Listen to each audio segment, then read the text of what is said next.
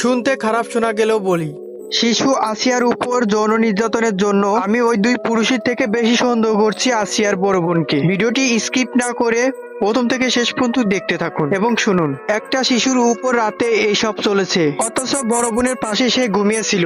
এটা নাকি বড় বোন টের পায় নাই। রাতের 2:30 বাজে দেখে ছোট বোন মেঝেতে শুয়ে আছে। একটা মানুষের চরিত্র দোষ থাকতেই পারে, তবে বাবা ছেলে মিলে একটা শিশুর উপর একই সময় যৌন নিপীড়ন করছে একই অপরের সহযোগিতায়। এটা বিশ্বাস করতে বেগ পেতে হচ্ছে। আসিয়া কি কোনো স্টেটমেন্ট দিয়েছে?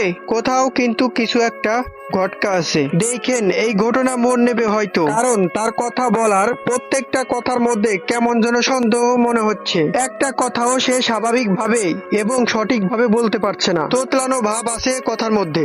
আপনাদের কি মনে হয় একটু জানিয়ে যাবেন প্লিজ, নাকি শুধু আমারই এমন মনে হচ্ছে?